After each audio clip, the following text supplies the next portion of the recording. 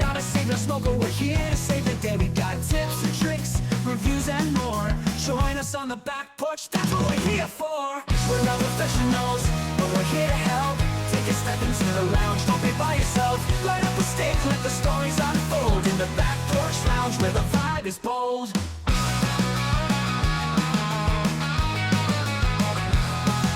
Shy about the shop, no need to fear. We'll teach you the ropes and make it all clear. Learn the lingo, find your cigar groove. With the Leaf Cutters crew, you got nothing to prove. We're not professionals, but we're here to help. Take a step into the lounge, don't be by yourself. Light up a steak, let the stories unfold. In the back porch lounge where the vibe is bold. So grab your cigar, join the conversation. Let's light it up, spark some inspiration. The Leaf Cutters are here, the world to ignite. One steak at a time, under the porch light. Hello, everybody, and welcome back to the Back Porch Lounge. We are the Leaf Cutters, and we are not professionals, but we are here to help. And today we have a special guest in the lounge, Mike from Lovely Cigars. How's it going today, Mike? Fantastic. How are you? Doing all right. Today you were not kind enough at PCA, you and Keith, which I don't think he's going to make it today, but that's okay. We're nice enough to give us some cigars to try out at PCA. And today I'm trying out the Bay City from Lovely Cigar. It's got a really nice wrapper. I already took the bottom wrapper off because I'm already ready to light this sucker up. But it's a pretty nice wrapper. I do enjoy the logo on it, which is eye-catching. And that's something that we've been pointing out here lately. What's eye-catching on a band and things like that. And this is kind of eye-catching, so I like that. And what else is everybody smoking today? Billy, how about you? I've got the Elegante. All right. The 6x52 Toro. Cool. How about you, Graham? The X2. I hope mine's like double the X yours is. So you're smoking the same thing Billy is. That's the same one. That's the same one. Yeah. Well, about you, now my Robert? dreams are shattered. Good. We're starting this off right. But yours could be twice as good. It could be. I am going to copy Billy and Grimm and also have the Elegante. There you go. And then wait a minute, Zach, do you have the same thing? I have the same thing. See, Elegante. So I have the special cigar out of this group That's because You're special. because What I'm do you special. do? Have a temper tantrum there? I want a special one. Blah blah I don't blah. know what everybody else has. No, wait. Mike has mine. I have our Bay City Maduro as well, our Toro. So we're on the same boat Yes. together. We're taking the same journey. Awesome. Fantastic. That's what I want to hear. At least I'm not alone on this boat. All right. So as we light up, Robert, do you have a question? I do. Mike, where did the name Lovely Cigars come from? Is someone last name Lovely, or just it's a lovely band, or So where did that no, come what actually happened is I used to own a cigar lounge here in Green Bay, and throughout that whole time, I like going to like antique stores and things like that and doing different things. I'm kind of a nerd when it comes to some history, and I like old stuff. And I was in an antique store when we, had opened up the cigar lounge, and I was just walking around and I found some old cigar boxes, and I actually pulled one down. It said "Lovely" on the side, and I opened it up, and it said "Ain't they lovely" inside the box, and it had all this gold foil, and everything was embossed, and it was just a really cool box. And then I noticed, it said Green Bay, Wisconsin, right on the box in there. So that kind of led me down a whole path of learning the history of cigars and in Green Bay and in Wisconsin in general. And that's, just kind of slowly over time became like, it'd be really cool to kind of revive this old brand. So, this logo, what's on my shirt, what's on the bands was on the top of the boxes. We repurposed it, and, back then they didn't have any bands on the cigars in the late 1800s. So that's where the idea came from, was it'd be just a really cool thing to let people know all about the history and everything that's associated with Green Bay if we could revive an old brand like that. It's pretty cool. yeah, very cool. That is cool. It does have like kind of a classic look to it. I would not have guessed it was from the 1800s. That's really neat. Yeah, it was just like my shirt. It was just a one color, it was a stamp on top of the box. It was big on top of the boxes. So we worked with somebody locally and had them fashion it into the actual band design that you see there. I think it turned out really, really well. Yeah, It's awesome. cool. Yeah, Yeah, it's I kind of had the same question. I was like, in a world full of the macho names in the cigar world. Why is Lovely something to draw to? But that's a great story. Pretty dope. So, first thoughts on these cigars. I'll start with mine. I like it so far. The light up is good. There's a little bit of aftertaste to it that I can't quite pick out yet, but it's got a full body to it so far, which I'm surprised, like right off the bat, to have that fullness to it. But it seems to have a fullness to it right off the bat. I'm like I said, that's an interesting taste on the back end, but I am liking it. It's not, non-pleasant, I should say. That's what not everyone offensive. wants to hear. It's not non-pleasant. Well, it's not garbage, but It's not the worst thing I've ever put in my mouth. I don't hate it. I can think of lots of things I hate more than this. Mm-hmm. Like Burger King fries. Like Yeah. Burger King fries. Never gonna live it down. Exactly. Never gonna live Never down, ever man. going to live that down. No. Is that somebody's How about you, favorite Billy? French fry or something? No, okay. I'll give you the story of that real quick before Billy gets into his. So we had Nick Goss on. I don't know if you've met Nick Goss. I know, Nick. Okay, so yeah, we were talking about the Goss cigar, the Nightman, Mhm. and at one time while I was smoking it, I got a hint of Burger King French fries. You know, when you open the bag and you get that waft of just the fries. That's what I got out of that cigar, and I let him know about it, and I felt horrible right after I said it. And after the show, I apologized to him profusely, and I said, I can cut that out of the show if you want. And he's like, you better not. That shit was funny. Mm-hmm. He's like, and somebody might like Burger King French fries, so keep it in there. It also So- ruined like half the jokes in the episode because we razzed your ass pretty hard the entire way through. It was fun, though. It was still fun. All right, so Billy, how about you, man? Yeah, I'm digging this so far. It kind of immediately had a little bit of a kick to it, a little bit of a spice note that was pretty forefront. But having said that, on the retro hell, there is a kick to it, but it's not overbearing so much that you don't want to do it. So the retro hell was nice. The draw so far has been really in the range that I like. It's a little bit loose, but not overly loose. And the smoke output's been great so far. And yeah, so far so good. How about you, Grim? Just Yep. Just, yep. All right. man of a few words. That's That's a It's an glowing ongoing review already. thing. I'm just saying. All right. If I don't do it, they get disappointed. I'm sorry. It's a good cigar so far. No worries. How about you, Robert? Yeah, great taste so far. Lit up perfectly, burning evenly. There's a familiarity to it. I don't know what it is, but so far, it's great. How about you, Zach? So far, so good. No issues lighting it up or cutting. The cap looks really solid on it. Whenever I throw a V cut on a cigar I don't know, I always wonder if I was going to split the cap, and I think this one's in good shape, so it should be good. Getting a little bit of black pepper, like Billy was kind of describing. Not so much on the retro hail for me. That's pretty smooth, but so far, so good. Looking forward to about a medium strength for me right now. But I suspect it'll pick up a little bit. Yeah, this one. Do you guys know what the pieces of the cigar are? You know, what the wrapper is? Nope, Any of that stuff? I didn't Kind look of it try up. to go into it a little bit blind so that we don't have like a preconceived notion of what we're going to expect, so that we can kind of have a more true like reaction to the flavor. Okay.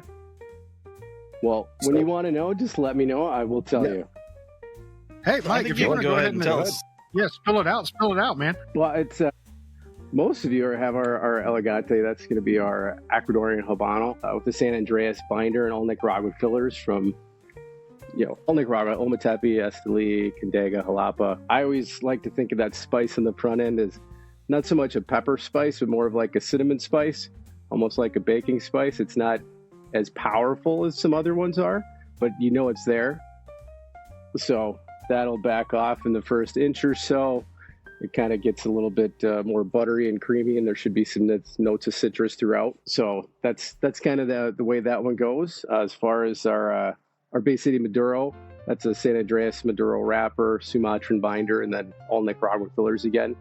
So both of our cigars, all of our cigars really are medium in strength, but we wanted to have stronger flavor profiles. So We want it to be a flavorful cigar that doesn't, put you down, or if you want to have another cigar right afterwards, go for it, So that's really kind of what our goal is in producing cigars. Yeah, Awesome. That makes a lot of sense. I do like a strong cigar every now and then, but it's always something I have to like prepare for. Like, okay, did I eat enough recently enough to be able to have that cigar?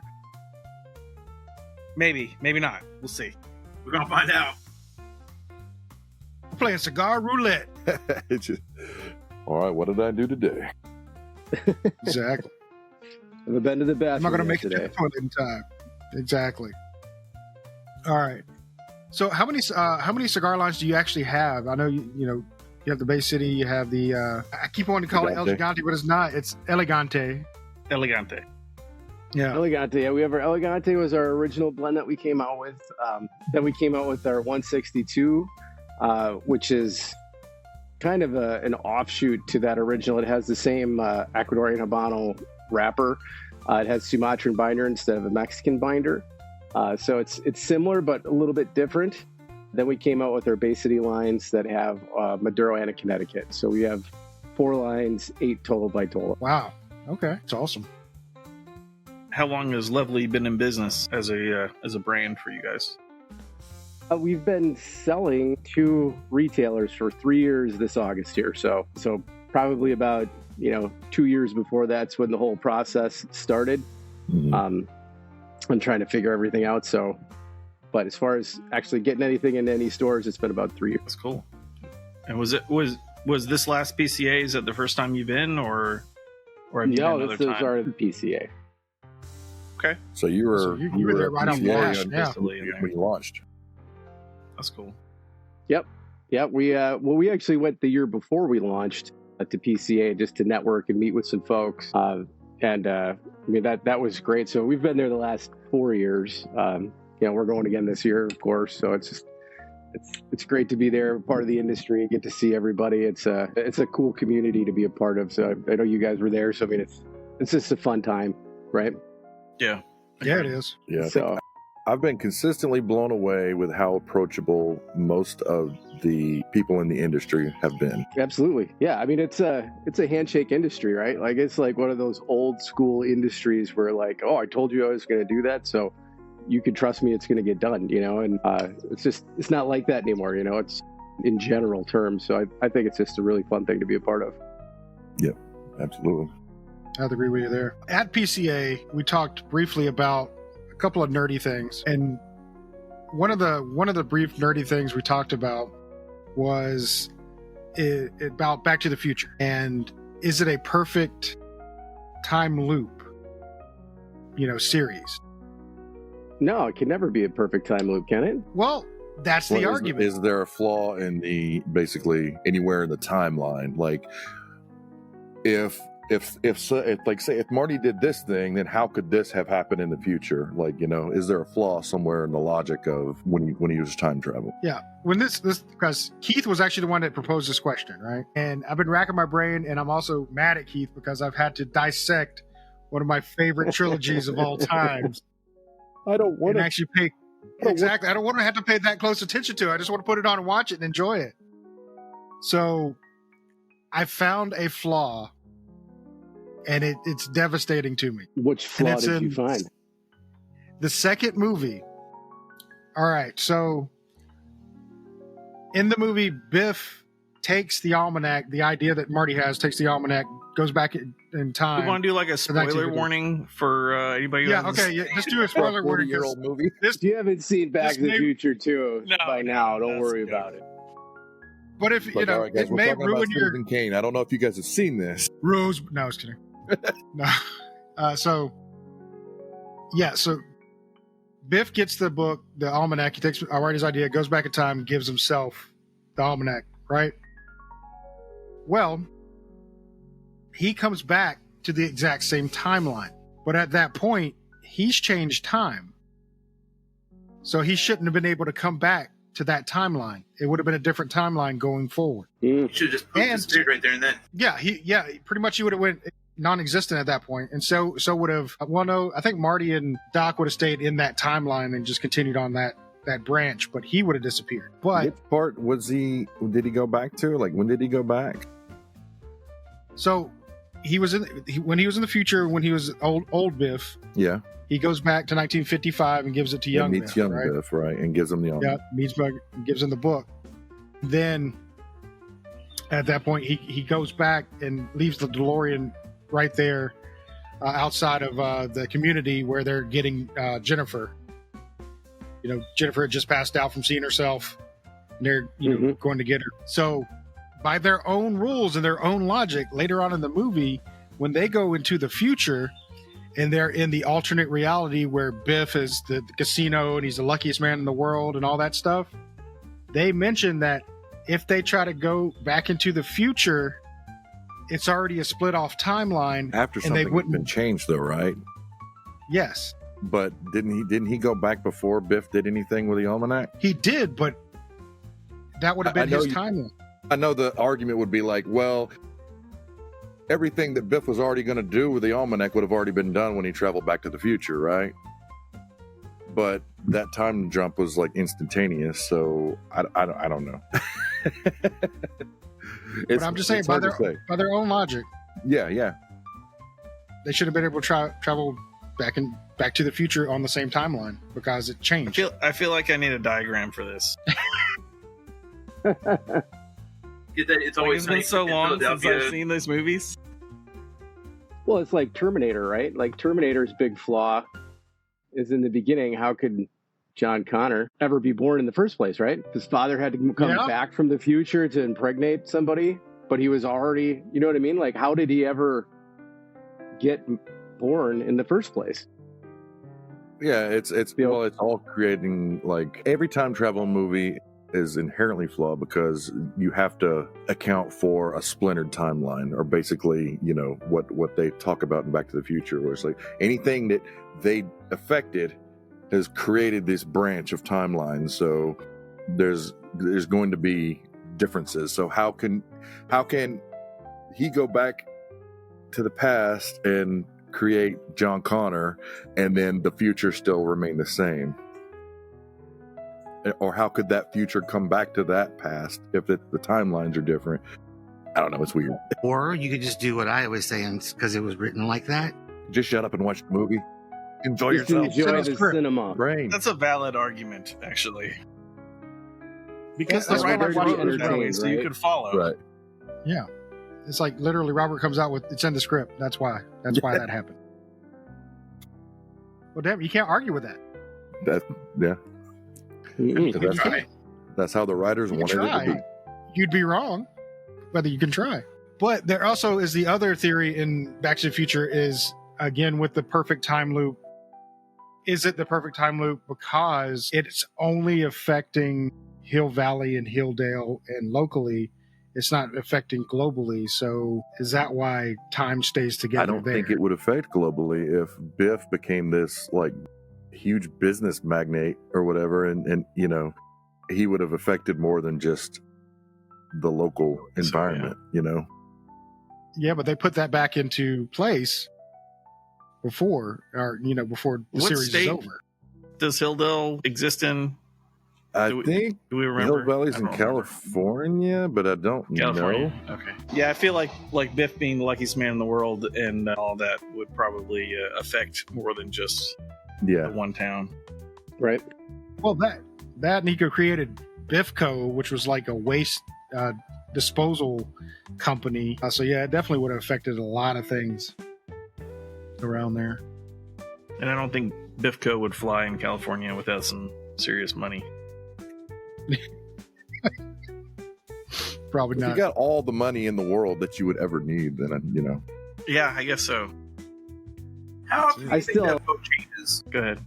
How often do you think that book changes? Like, do you think like after every sporting event when he bets, like it alters the future just a little bit, and the scores change on that particular the next game, you know, that he's going to be betting on, or does it all stay the same because it knows what he's going to do and what's I do think there is something to that, you know, because Yeah, if it slips out, he knows who's going to win next, and everybody knows that. Then could it affect the outcome? Well, like as far as betting goes and all that, like if like just bet the way he bets, and then you're gonna win, right? But it's also not just betting. He was, I guess, no, yeah, it would just be betting. He wouldn't be able to do like stocks and stuff like that because he didn't have that information. So it's just betting. Yeah. Why would you need stocks if you like bet everything every single time on the Yeah, I know. win, you know? You don't if you know the outcome. Why are you betting your house every single time? Don't worry about it. I fucking got it. I guess, I guess it would change after a certain extent, and maybe the almanac would become kind of useless at a certain point. But like by the time he's already made his money, that wouldn't really matter to him. Yeah. Yeah, but it didn't become useless till 2000 because it's statistics all the way to 2000. Yeah. Well, Yeah, but And even so my question is though, do those statistics change with his betting? Like, he butterfly bets on he bets on so and so, and then their next game they do better because they bet that way or whatever, and he changes history then. But the pages themselves, like the ink on the paper, actually changes every single time he makes a bet. Yeah, I mean, I don't know. the pages could change. He could have the answers regardless because that book is from the future, just like those pictures were from the future when he kept looking at the picture of himself and his family would disappear, shit. right? I didn't think about that. That's, I guess using their own It's been a long time since I've seen these movies, but memory's coming back. using their own time It's rules. thoughts like this that made me. Yeah, made their me- own time rules don't make sense all the time. Which is great phrasing. Yeah, I mean it's quite possible, but we actually we actually talked about this offline because we were like, is it the perfect time loop, and does it affect anybody else? And the what ifs are endless. Look at his instance for Doc Brown. I don't know if Graham wants to bring it up because he's brought up the good point about Doc Brown. I don't remember what it was. I'm not going to lie to you. Like, All right, so go ahead and make It was me awesome. sound. no, that's fine. That's smart. fine. Go ahead. No, he had a valid point because Doc Brown didn't stop his work at the DeLorean and everything. He went on and made the train that can travel through time, right? Mhm. And he was already using dangerous substances like plutonium. Who says that he doesn't go on to try to find something else he wants to do and causes a disaster? Like, for example, what if he was behind Chernobyl? We don't know. If it's about to melt down, I'm time traveling away. I'm just saying. It'd be 50 years behind me in a couple minutes. The whole way that the train takes off in the third one, really, I can't comprehend how Yeah. we created that. In the 1800s. Third one, it really starts to kind of fall apart. Also, we didn't get hoverboards ever. I'm so disappointed. And flying Yeah. cars. I'm disappointed at Mhm. that. But the train thing, you can actually easily explain that he went to the future, To got get the the hover parts. conversion, and then brought it back Yeah. because he already has the ability to time travel. I guess if you know how it works, then you could probably recreate it in the past. Although there's a lot No, I'm of not talking freaking about, I'm not technology talking you about gotta. recreating. Just, All he just- had to do just was get the bring it train back. working. Yeah, get But the you're train saying working you- and actually travel. But time he travel. didn't have Then he could take it to the future. he didn't the have hover access conversion. to time travel in the 1800s though. Remember, the DeLorean was busted, and he sent Marty that letter from Western Union, and Marty went That's back right. after the fact with the new DeLorean. And then the entire movie they had to figure out a way to fix the DeLorean because there was no way Correct. to get back to the future. Well, So- they had to get gas. The whole problem with the third one is because of gas. Gas Right. hadn't been invented. But you know what the solver for that was? Steam. Yeah, The steam-powered engine.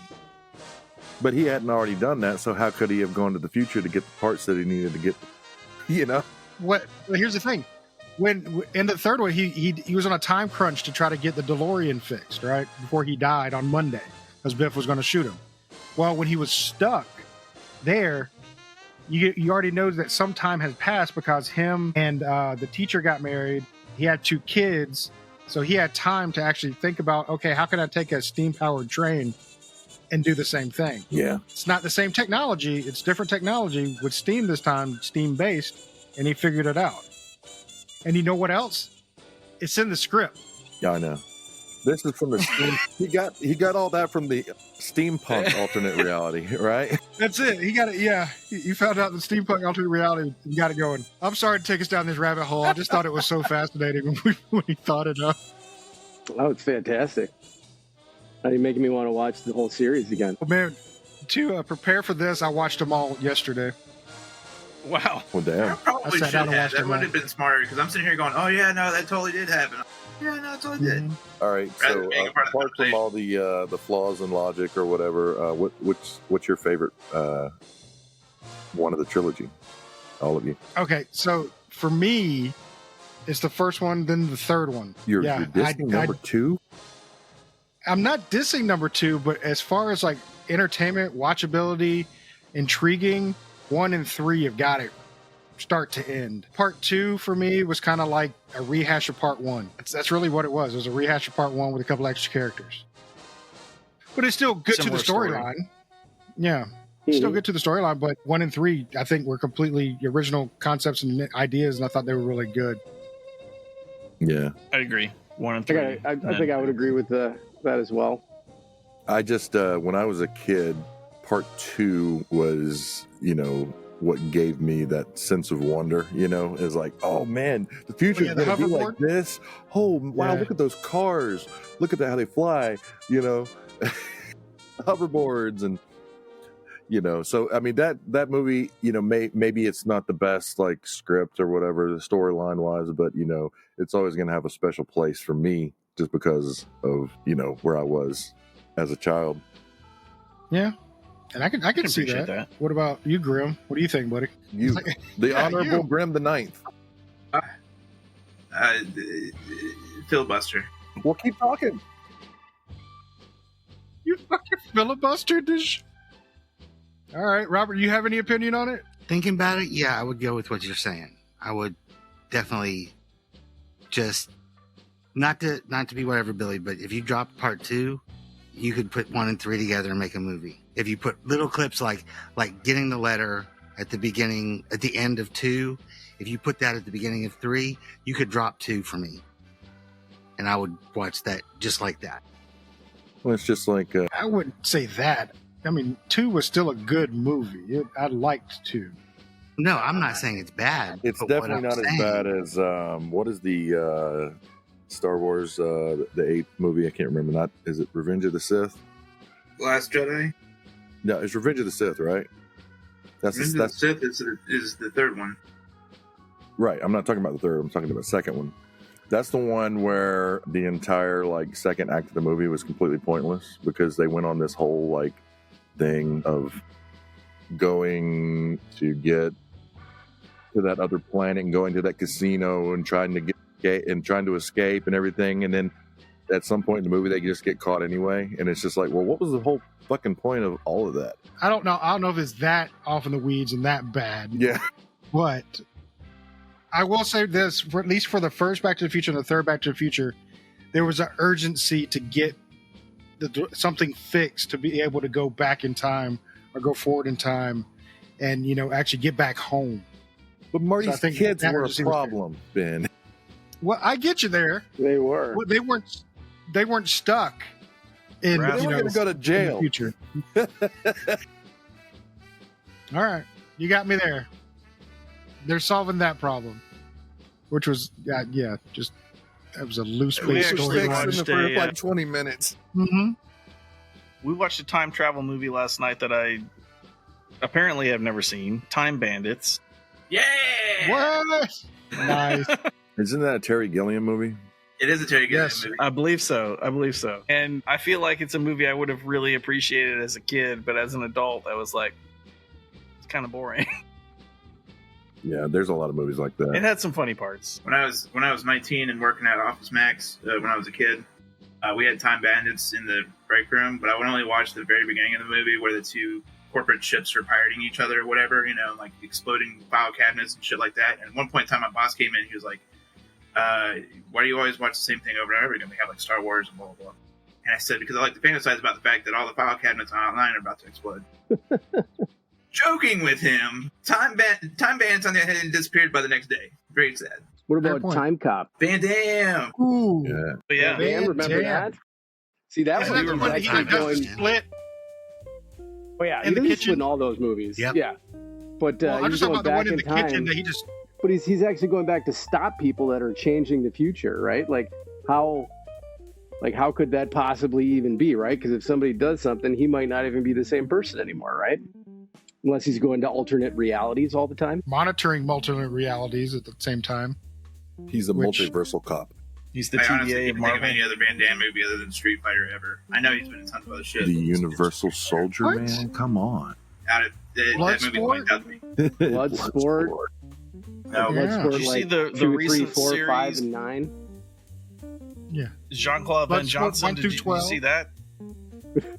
It was like a Amazon Prime show, maybe did like see 5 that. or 6 years ago. Yes. It was What entertaining. was it? And this was John Claude Van Damme? Oh yeah, Jean-Claude Van Yeah. Johnson is what it's called. He's playing kind of himself, who's also like, a special agent kind of guy. But there's a moment where he like goes out to get his mail, and he's on one of those little like two-wheeled hoverboard things, and he like goes down to get his mail, and he hovers back, and he was talking about. He has a girl over, and she's like, "There's something wrong with the shower," and he's like, "All the water in my house is coconut." It's just, it's absurd. Yeah, so it was kind of like he's himself, but like that the whole Jean-Claude Van Damme thing was like a cover for him to be a secret agent in real Okay. life. So it was definitely an entertaining show. Wow. Very stupid, but I loved it. No Kind time of like travel. The Tick. Oh. Did you ever watch The Tick on Amazon? Love the Tick. I've seen the original. I haven't seen the. Yeah, I seen the original. Well, Amazon had like 2 or 3 seasons on Amazon, and it was awesome. And then they canceled it. With Patrick Warburton. No, it's No. Peter Serafinowicz, or where the fuck is the guy from Tom Dead? Yeah, I didn't. Right, I didn't do that. I didn't see all of that one. I saw a couple Oh, episodes. Such a good series. I'll have to It circle was. back Yeah, I and watch believe- that because I really liked the cartoon when it was on. Yeah, I believe Grim made me watch a couple of episodes of that because he was so Made? into it. Gunpoint. I Yeah, bestowed upon you, sir. He handcuffed Was- you to the radiator and said, "You watch this now." Well, I'm I enriching think your it- life right now. I think what it was, honestly, he was tempting me with food. He was feeding me, and he was like, "Hey, while you're eating, click, click, let's watch this." You will watch this, or I was That's like, okay, okay. it's a steak. I like to. It's worth I like to do elaborate dinner parties, and then when it comes time to food, I'm like, "You're gonna watch whatever the fuck I say we're gonna watch," and he's like, I really want to watch this movie, but I don't want to watch it alone. I know what to do. who wants to do steaks? Woo? I mean, but it works for me, so I mean, I got it. Yeah. I got steak. I'm happy. I grill like a champ. He does. That's the He word. really does. Word on the street. But the whole thing is, though, if you ever do get to enjoy one of Grim's steaks, you do have to say the phrase, "Grim, I love your meat in my mouth." And Not a problem. Not a problem at yeah, all. see, I Mike's There you on go, board. man. He's like, if I get a steak, I'll say it. Ain't no big deal. And, Right? dude, I love grilling, so you want to come down? I'm here. All I right. grill for no reason. They're delicious steaks. I ain't gonna lie. All right, we're about the midway point on this thing, so I guess we need to go ahead and rate it, or not rate it, but give a midway check-in. For mine, yeah, I know you said that these are supposed to be medium. This one is a little bit more full for me, and I'm digging the hell out of it. I really like the taste of it. That aftertaste that I was getting earlier has completely gone away, so I'm no longer trying to figure out what it is because it's gone now. But it's been a good draw. The construction is awesome on it, and I'm still digging it. So, bravo. How about you, Billy? Same as you. I'm really digging it. You're right. The kind of the spice does kind of tone down after that first inch or so, but still got a lot of flavors. That, I'm not necessarily used to smoking, but it's really pleasant. Yeah, so far it's been great. How about you, Grim? It's a smooth operator, man. Almost it's nice. got me. It's got that good medium.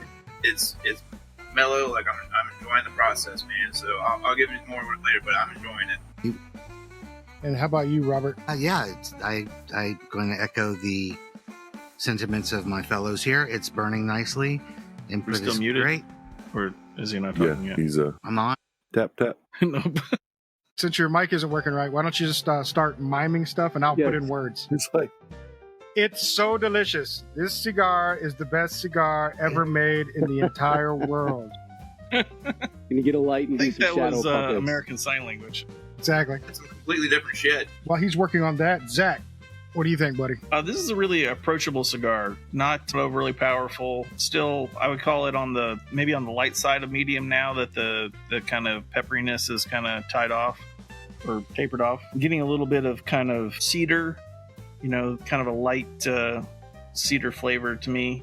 A little bit of like hay, almost kind of a dry dustiness, kind of in the same vein as cedar, but it's good. I would have no problem with this as like a daily smoke. It's real approachable, not overly powerful, so it's good. So, since you don't have Keith here to dodge the Star Wars questions, Mike, we're not going to go down that route. We could do Lord of the Rings. That's definitely more my speed. Oh, that's a There we good one, go. too. What did I do to hang I out was with all just these talking nerds? about Lord of the Rings recently, and I think it was to Andy and Gibbs, and I was like, I love those movies so much, and I want to just like sit down and watch them, but they're so long and epic. It's like it's hard to convince myself to sit down and watch those. I don't know, man. If somebody's got it Yeah, on they do. and I've got nothing going on, I'm going to sit there and watch the damn movies. We It is by far the best trilogy ever made. Totally agree Ooh, with you. I yeah. think it's fantastic. We Have you used read to, the books? Unfortunately, no. Oh, the books When I are was a kid. phenomenal. I have listened to the books. Does that count? No. You gotta No. No. Look, when you have You gotta the actual process character it. voices doing the book, it's great. No. It eliminates the imagination side of things. So you bring it to life in your brain when you read it. I understand what you're saying, Mike, but when I'm singing the lyrics in my head, it's in my voice and it's just fucking terrible. All Because right, there are so touche. many songs in those books that if you Galadriel don't... shouldn't sound like me. This is weird. Exactly. And I just hear my voice singing it. It's just awful. 8 times. I'm actually thinking about starting it again. Like in the next few months, I was looking at them because they're on my shelves, and I was like, I really want to read those again. Every time I watch that trilogy, I find something else to appreciate about them. And that's kind of where a lot of movies, I don't get that from. Sometimes you'll watch a movie and you watch it one time and then you'll go back to it a couple years later and you watch it and you're like, it's not that good. Or yeah, I remember this. I don't need to see it again. You sit down, you watch any of the movies from the Lord of the Rings trilogy, and it's just, man, this is really good. And to reload least every to me. few minutes. So how does everybody feel about the Rings of Power series? Have you all seen those? Damn. That's right off the bat for Billy. He's like, yeah. Yeah. Not Tolkien. Billy obviously not a fan. It's not Tolkien. So it automatically gets dismissed. Yeah, I think Now, it's a good I will effort, say, but I don't think Yeah. they do it well. I never read the Silmarillion, and I understand a lot of the stories came from that and were adapted Well, to Yeah, they have a part of the film script. Silmarillion and the appendices or whatever. They don't have the rights to the actual trilogy or the Hobbit, so it's like they try to take some of that and they compress the timelines way fucking down. They put shit out of order. They put characters in where they didn't belong.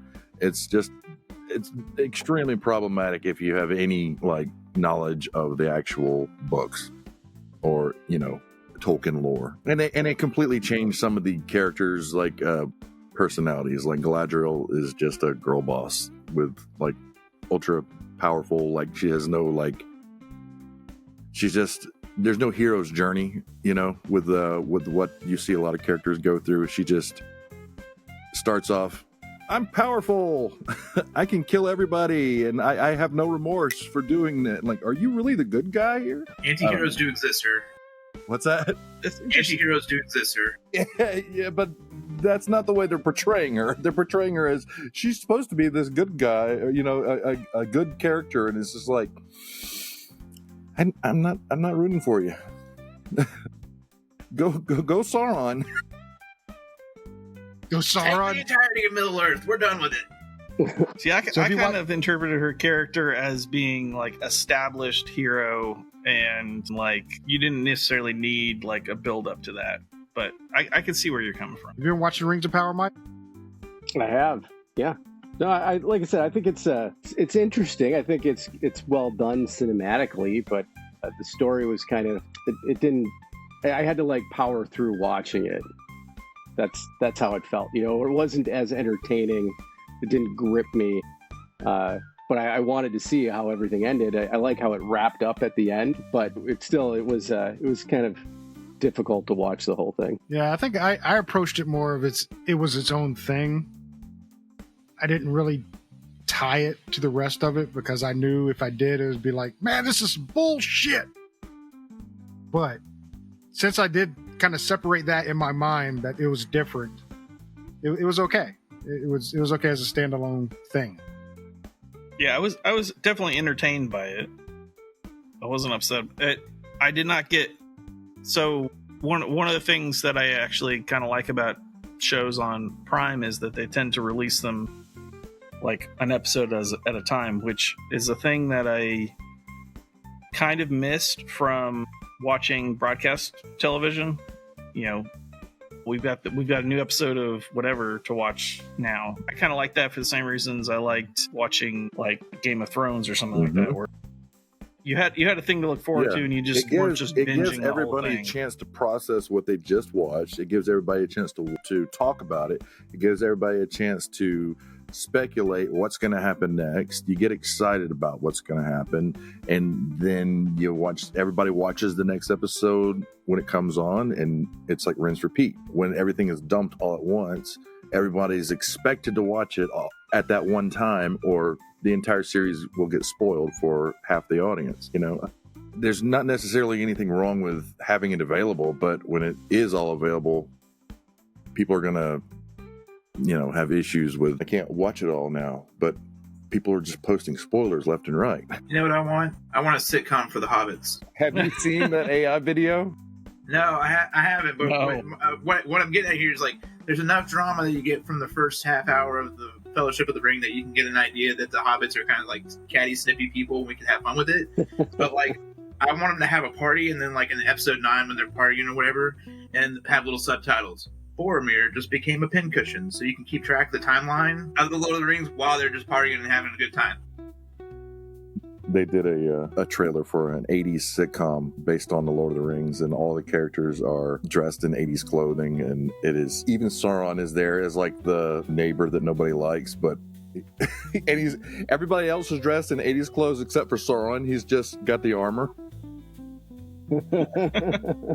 It's ridiculous, but you guys should check that out when you get a chance. It's funny as hell. All the memes that have been coming out for Lord of the Rings have been hilarious. Even the little video where they, have you seen the videos where like the music makes everything in a movie? Yes. And they took the scene where, Frodo's waking up and all of his friends are starting to come into the room, and, and they put this like sensual music in the background. And you're like, oh my God. And you're like, you took something so wholesome and made it so bad, but I can't stop watching. And I want to see more. The same thing they did with Harry Potter when they did like redneck Harry Potter. He's like living in some sort of a swamp or whatever. If you don't get your ass back here right now, if you don't apparate back here right now, I'm about to cadabra your ass right now. y'all. Just went out for cigarettes, God. You You can have to look that up. I have not seen that. Just apparate. Those are funny. Those are hilarious, but it's kind of scary. All the stuff that they're doing with AI these days, where they're literally advertising, you don't need actors anymore. You could just use AI. At a certain point, that's what we're going to get, for the better or worse. I missed my chance of being famous. God damn it, they can just program me out, talk about me all the time now. No, just scan your face and put yourself in a movie.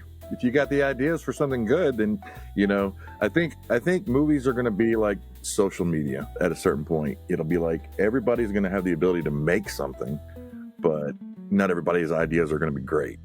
So like if you had a Netflix like service for AI movies, you could have a community like tab or like what's popular, and you can click on that and see what people have made that are popular, and you can follow these creators, and those are going to be the people that are popular. Otherwise you can still go and say, I want to see Star Wars, but I want Jar Jar to be Darth Jar Jar,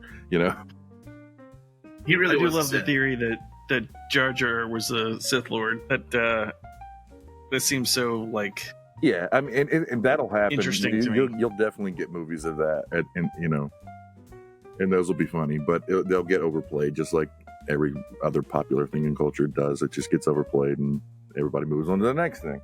Now I'm depressed. Thanks, I'm Billy. sorry. Way to kill the podcast, Billy. What are you gonna You do? know, I'm still waiting for somebody to come out with like a TikTok style movie, right? Where you have just different sequences that are maybe they're like 3 minutes long. Then there's another sequence that's 3 minutes long. Another sequence that's 3 minutes long. And there's like 80 of those. And at the end, they all tie together through different 3-minute segments because that's the only way you're going to keep people's attention anymore, right? Yeah, for sure. yeah. I Well, thought they had that with Queeby they or whatever have- it was. yeah, I was about to say they did make a movie where it was all from like almost like a TikTok perspective because it was all done through social media posts, live video cam footage from phones and things like that, and they did the entire movie that way. So it's like it wasn't a cut, it was kind of like a screen like this, and what we're doing, and there was something going on each screen, and you could see the whole story folding out, and they would have phone calls, and you would see the phone call pop up, or you'd see them in an app searching for something, or you see a video of something that happened on social media that led them to another clue on what's going on. It was really interesting, but I was like, oh my God, my attention span is just like fucking awful right now. So Yeah, we're in a I movie don't- right I was now. like, I don't mean like an actual social media movie, but similar to how like TikTok is made. Because what is it like? It's shorts videos, right? mhm, So yeah. if you just have short videos professionally made or probably made through AI that, all work together I think eventually we'll see something like that. Well, you kind of get something. They're not really interconnected, but they're thematically the same. The Sasquatch videos where he's Yeah, vlogging. exactly. yeah, It- those are fun. You take that to the next, logical step, and I think that that would work. Exactly like that. Yeah, it's coming. It's coming. All it is, somebody just has to come up with an idea. Yeah. And they could do exactly what you're saying, and it wouldn't be that hard to do now. Now, that's the biggest thing, I think in the future is do you have the idea for it? Do you have the creativity to be able to create something that the AI is not just going to, you're not going to just, because everybody's going to be able to say, I want to see, the Lord of the Rings, but I want to put, this actor in it. Anybody can do that. But, if somebody actually has vision in their head to be able to have a complete movie, that's going to give access to somebody who wouldn't normally have that, to be able to, have their ideas put out into the world where they wouldn't have normally had access to it. That's what I think is one of the coolest things about social media is the people that don't have access to like writers and to producers and things like that. They could do something like put a story out there that somebody might be intrigued by, and maybe in the future get with, somebody sees it and is like, hey, let's talk about this idea that you had and let's make it into a feature film. And I think that's the coolest thing, but it's also a double-edged sword where, you could be bashed unrelentlessly about any idea that you have online too. That's the way it all works. I mean, what is it? What do they say? Like the cream floats to the top or something? That's just the way it is. That's true, man. So, Start Mike, to slow what do down you- and what start do you to like to enjoy this a do? little bit more. Other than cigars up in Wisconsin, you like fishing or being Well, outside or yeah, I fish. I don't do a ton of fishing, but I like fishing. I go bird hunting. I'm outside all the time. If I go to the beach, we're about 40-minute drive from the lake, so I go there regularly as well. Yeah, and it just Pretty sweet. any time that you can get outside, I bring my dog. We go for hikes, all that stuff. So try to be outside as much as I can. While you can, right? Yeah. Wow, you I mean, I'll go in winter too. Like I'll take the dog out in winter. That's one of my favorite times to go just for a hike, man. It's cold. Nobody else is out there, and it's a lot of fun. So just got to bundle up. I'm from the Layers. South. You're cussing at me right now. So, Mike, here's a question. Who is the best Green Bay quarterback of all time? And can Jordan Love get you back to the Super Bowl? Damn. You want to know who the best quarterback of all time is for Green Bay? Outside of Brett Favre. outside of Bart Starr, I mean, who would you say? Would it be Brett Favre or Aaron Rodgers? I mean, Brett Favre was way more fun to watch. Aaron Rodgers was more accurate. I think they both imploded on themselves towards the end of their careers with Green Bay. So it was kind of similar watching both of them. They both got too big for their britches. So I think from a statistic standpoint, I think Rodgers is better. I mean, Favre threw more interceptions than anybody else ever. True. Yeah. You just knew he was going to throw at least 1 or 2 picks every game. So they both have their good qualities, but I think Rodgers overall has the statistics to back it up. And I think this year will show a lot for Jordan Love. If he really, this would be his 3rd year fully starting for the Packers. So I mean, this should be his kind of all right, I've got it figured out. I've got the speed of the game down. I've been in the league for a couple of years in the action. So I think there's a lot that can happen this year that'll show what his ability is going to be moving forward. Very cool. I just want to know what would happen if, we could go back in time and force the Falcons to keep Favre, because we could have had Right. him, or we did have him. We could have had Barry Sanders, but instead we took Tony Mandrich. Yeah. What the hell? So I know. It's terrible. It's terrible. And I say that like I actually follow sports. I don't. I No What? sports at all? No, I My wife follow says no hooray, sports sports. Yeah. Go sports ball. That's about all I got. But I do know names, and I do know when, somebody's doing well and things like that. And they're ranked pretty well on Madden. That's how I know them. I am not able to watch football anymore because I get You're not too allowed. emotionally involved. You rephrase that. Yeah, I say you're not allowed to watch football Yes. anymore. I know. I'm not allowed. Too emotionally involved when my team that I'm rooting for doesn't perform. But and I think after the Falcons lost the Super Bowl, they blew the Super Bowl with when they were playing the Patriots, and the Patriots were my nemesis because I'm also a Peyton Manning fan. Okay. So having the Falcons go to the Super Bowl and being up 26-0 or 26-3 at 28-3. half. Yeah, 28-3. And then just completely and knowing that was going to happen because that's the Falcons mantra, But we're really good up into on the first half. Second half is we don't know how to play football anymore. We run out of gas. But that was just heartbreaking, and I was like, I can't do this anymore. No. And let me give you I'm a more of little a passive backstory. fan these days. Go ahead. I was going to give you a What's little bit your of backstory to Billy, why he's not allowed to watch football anymore. All right, there used to be days that hey, I'm going to go hang out with Billy, and I would have to check to see if the Bills were playing, or no, the Colts. The Colts were playing, because if I didn't check to see if the Colts were playing and go over there, Billy would ignore my ass to no end. If you talked, if you did anything, he'd be like, "What are you doing? Why are you doing that? Trying to watch the game." And he gets so passionate. He gets so bad, if they start losing, he'd go to another room and put on the game. But he wouldn't let you change the channel. You had to keep the TV on just in case he had to go out of the room and see what was going on. He's laughing about it, but it was terrifying. That was bad. He was bad. He was bad. And if they were losing, oh my God, he would be in such a bad mood. Yeah. Oh my! I was like, dude, it's just a game. I don't care. I'm like, do you have $50 riding on it? I don't care. God damn it! It blew the lead. It's so stupid. I was like, dude, it's not that big a deal. It's just a game. Shut up, Ben. You don't know. Go home. I don't want you here anymore. All right. I guess I'll catch you later, Billy.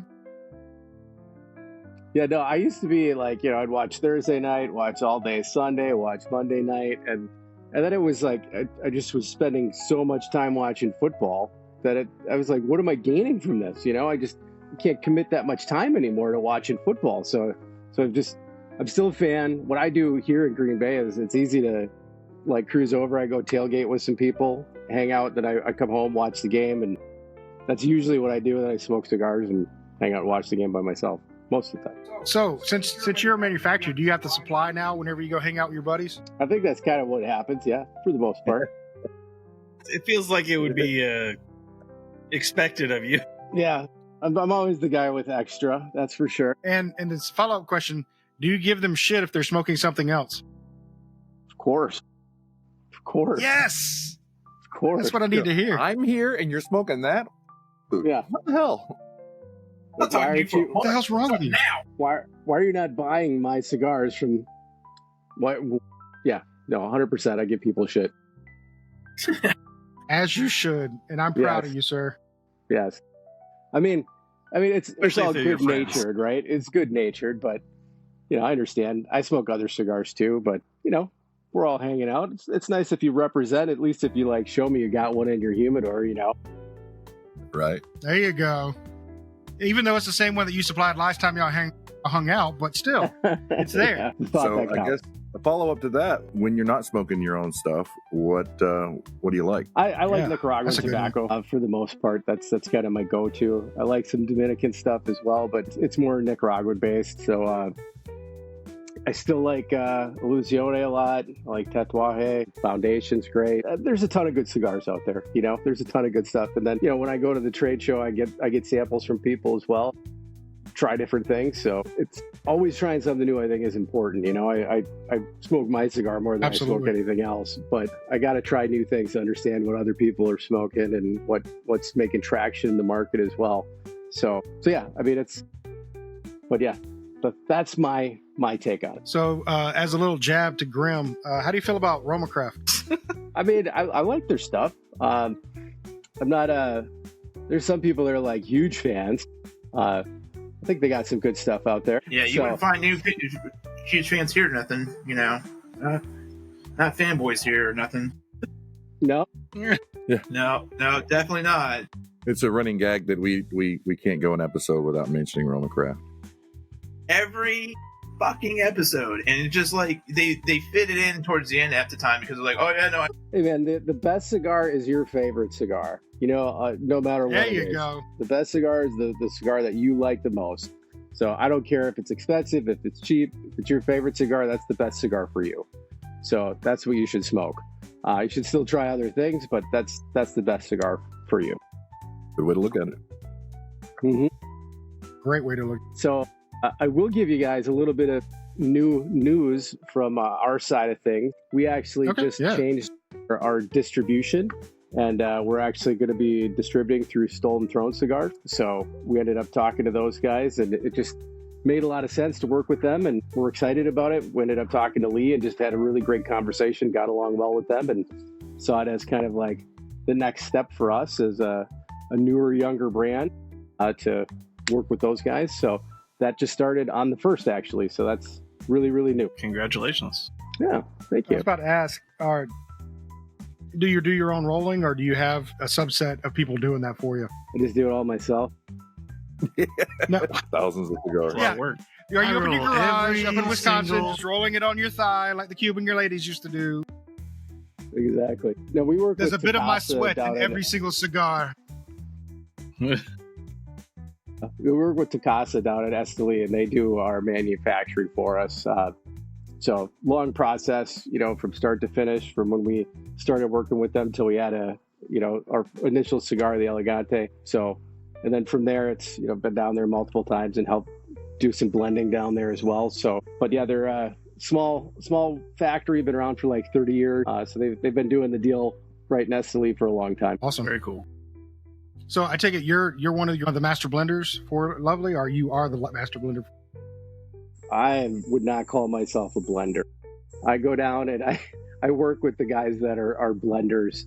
And we finalize what we want, and we tell them, all right, no, I'd like it to taste a little more this way. I'd like it to, behave a little more that way. I'd like to have this kind of a finish. That's kind of the discussions that we have when we're with them. So I'm not going to be able to grab the right leaves to put things together to make turn them into something that everybody's going to really enjoy from a consistency standpoint, flavor standpoint. But I can tell them what I'm looking for.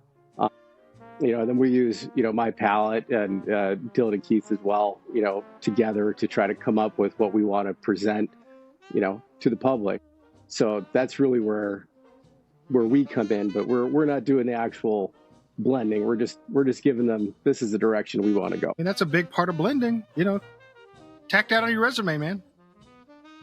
I'm just saying, you never know.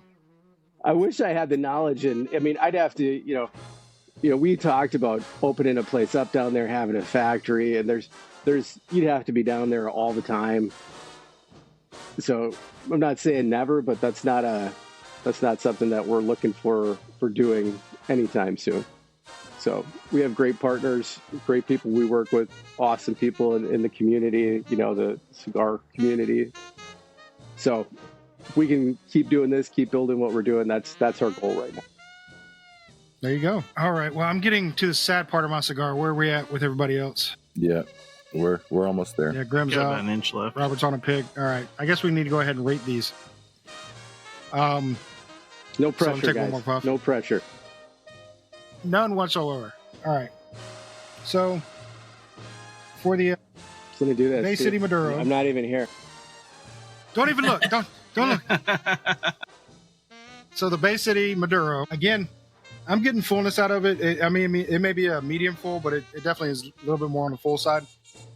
So I do, and I enjoyed it. Smoke was great. Construction was awesome. I liked the band. It's probably going to be around a 4 out of 5 leaves for me. I enjoy it. If I see another one, I'll probably pick it up. But it was a good smoke, and I'll definitely give it a solid 4 out of 5. How about you, Billy? I have really enjoyed the cigar. It started off with the spiciness, and it kind of that spiciness kind of waned off towards the second half of the cigar. And this last third, I've been noticing the creaminess a lot more. It's been I want to say almost buttery. It's there's your Wisconsin dairy. That's right. But man, the way it kind of evolved has been really good and super enjoyable. I want to say we give this a 4.25. Definitely would pick it up again, and definitely would say it could be considered an everyday smoke. Very nice. All right, how about you, Grim? 2. It's awful. I don't know why you made me smoke it. Fuck this shit. All right. No. Great construction. It was a medium all the way through. It was very smooth, very, very mellow. Liked it. I think it would be a fantastic introductory cigar for somebody that hasn't smoked before, because it's not abrasive or have any harshness to it. And the taste is quite good. So all in all, I gave it a 4, and I don't think I skipped anything. We're good. How about you, Robert? All right. Okay, first let me say I'm the newest person here smoking cigars, but through the show and through everyone's knowledge here, I've actually got a little following of people where I work who ask me about cigars from time to time, and I will definitely be able to recommend the Lovely cigar to them because that was an awesome cigar. Start to finish, I had no issues with it whatsoever. 4.75. There you go. It's a strong one, Nice. man. That's nice. How about you, Zach? Get a little more puff here just to refresh myself. Construction wise, very solid. No issues with burn or draw. It's not clogging up or anything. It's construction is perfect on it. I would say as far as the flavor profile goes, still getting a little bit of that kind of cedar. It turned a little bit creamy towards the last half, and like Robert was saying, this would be a great introductory cigar, where it's not too much for somebody for the first time smoking a cigar, or the first couple times. Maybe you're someone who's coming out of flavored cigars or something like that and wants to try something that's not flavored, this is be an easy win for that person for sure. Still getting a little bit of like hay in it, kind of that dry dustiness, but it's good. It's like complementary to the rest of it. I think it'd be really good with a cup of coffee.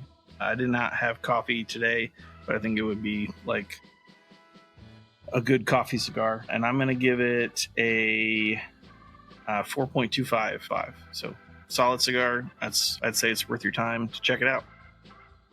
Very Fantastic. nice. Thank you, guys. Absolutely. I really appreciate you guys having me on and just getting to talk with everybody, and obviously finding out that Robert's got the best palate of the group.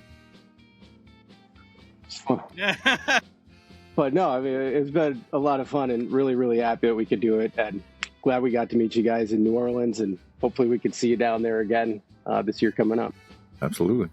Absolutely, man. Definitely. So if you could take the time, I know you told us a little bit about what's going on with Lovely. You have anything new coming out? Any place you're going to be? Anything you want to promote? Take the time to do so, man. So the biggest thing, like I said, is our new distribution. So that's a big change in general. So we're excited about that. We are looking at some other lines that we're looking at possibly bringing out here. So I'm not going to get into too much detail because we don't have anything 100% finalized yet. So it might be an extension of what we've already got, but we're always working on something new. Yeah, we're excited about it. Excited to bring more stuff to everybody, and it's just fun getting people to try our stuff and getting people that are fans, and following our brand. So really appreciate you guys getting us on and talking about us and our brand a little bit. Absolutely, man. We were glad we ran into you and got to meet you. It was a fun time, so we definitely want to make sure we had you on. Can I ask, are you trying out a Candela? Because it seems like everybody else is coming out with a new Candela here recently. That has not been something we've been exploring right now. I have a hard time finding good Candelas personally. So, if we could find one and create one, that would be awesome. But it hasn't been something that we've started working on at this point. Yeah. I mean, like I said, it just seems like it's been a kind of a rebirth of Candelas here really recently. And they've actually come out with decent ones that don't taste like grass. So it's like weird. They all taste like grass. Don't mind me. Yeah, it ebbs and flows. It ebbs and flows, and they come out for a little while, they get popular, then they don't. So, I mean, if it ends up taking off, obviously we'd have to do something to stay with everybody else. But I would imagine that it's going to kind of have a peak and then not be as popular again. It seems to be what I see in the market. Over doing this for a while. Fair enough. Mm-hmm. Well, all right. I think that's going to wrap us up for today. And we appreciate, again, you being on. And we hope to have you on again. Maybe find out what's going on new and hang out and maybe explore something else besides Back to the Future, what has been ruined for me now. Thank you. And on that note, Absolutely. I want to say good night.